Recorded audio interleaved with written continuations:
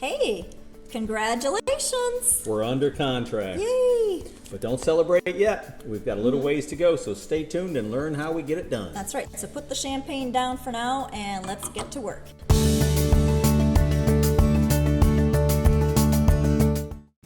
All right, now we have the contract in hand. Now what are we supposed to do? There's a lot of things that go on behind the scenes all the way between contract to closing. And it's very important that yourself, your lender, us, and everyone that's involved here has to really work as a team players and to be totally proactive. The most important thing to do right after getting your contract is per contract, you're going to have that escrow deposit into the title company or the closing attorney within that specified time frame in the contract. Typically it's 1 to 3 days. So I will be in contact with you as far as providing you information as far as for overnighting the funds via check or a wire. So to be on the lookout for that email and we'll discuss that. Okay, and while that's going on, because we only have 30 to 45 days to get everything done so you can get into that new home. While she's taking care of that, I'm going to be getting inspections scheduled for the house.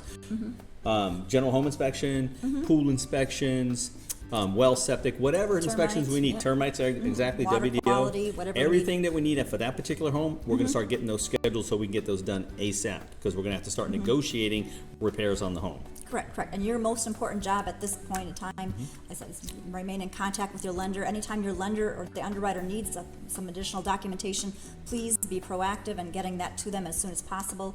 We also recommend anything that you send to them, simply make a copy of it. Keep copies. Yes, and store it on your computer or the iCloud or wherever the case may be, because you will find quite often that throughout the whole process, a week before closing, all of a sudden they'll ask you for that same document that you already sent to them. So just be prepared for that and don't get angry, because that's the process. It's kind of frustrating some days, but the process is sometimes repetitive. So it's not personal. Everybody goes through it. So you save your stuff, give it to them when they need it, give it to them again 3 times if necessary, whatever the case may be.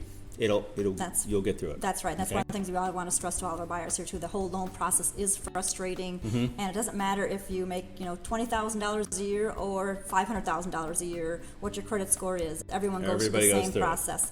Another thing we always want to stress is do not change your credit status without verifying with your lender that you can do so. That includes opening up a new credit card, closing credit cards, paying off something, or buying new vehicles. Don't do anything that changes your credit status during this process, because you can buy a car all day long and nothing really affects that. But you buy a house or go to attempt to buy a house and change one thing, like closing a credit card, you think that should help me. Well, a lot of times it may not help you. It may or may not. Do nothing like that. That's steady. Without verifying with your lender that it's okay to do so. Perfect. Okay, so now when all that's going on, ongoing process, we got the inspection reports back. We're going to be looking those over, figuring out what repairs need to be done to the house. We're going to be negotiating with the seller to try to get repairs done on the house, so the house is best it can be when you move in. Okay. That's right. So either having repairs done, or sometimes we negotiate a seller credit. Right. Exactly. So it can go a couple different directions, but we're negotiating hard for you, of course. Yeah.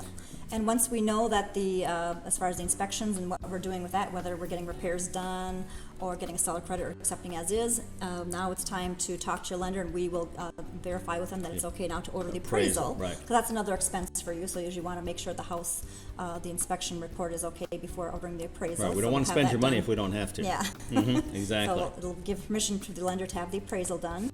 And once the appraisal comes back, what are our possibilities there?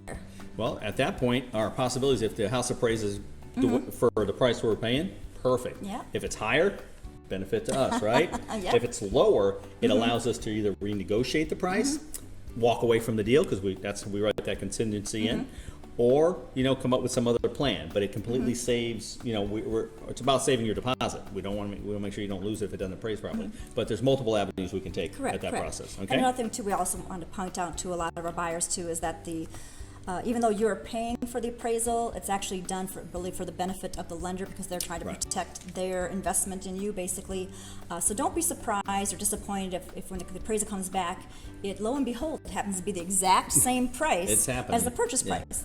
What that means is that the appraiser doesn't really want to put their neck out there. They just want to verify for the lender that yes, it's worth at least whatever that purchase price is. They're just trying to cover the paperwork. As long as they're able to say that, they're okay with that. So. All right, well, that's going on too. We're going to be getting you guys information to start transferring utilities such as water, electric, cable, gas if necessary, anything you need to transfer, and starting to get homeowners insurance. Yeah, we got to get homeowners, flood insurance if necessary, so we got to get that all kind of going so it's ready for the day of closing. And we'll be giving information regarding that, whether you need a flood insurance or not, and giving you recommendations for homeowners insurance and anything else that you may need. So, okay, so there's all that's going on. We're still going through the loan process, underwriting process, all that's happening, and then finally we get to clear the close date. They say, yep, credit is good, financing's good, appraisal's good, everything's good, repairs are all handled, we got that worked out. It is time to set the closing date. So they set the close date, they get to clear to close, which means everything's good, and then we go to closing.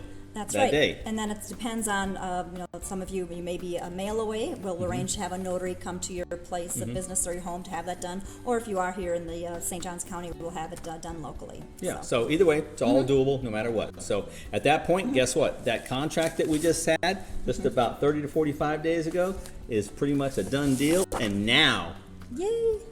You get to celebrate now that you can brand new home. So, hey, thanks for watching. We do appreciate it. That's kind of the contract to close process in a nutshell. And so I want you guys to have a great day. So thanks for tuning in. And remember, we're always here for you anytime during the process. Question, comments, concerns, we are always here for you. Call. Absolutely. Take care. Congratulations.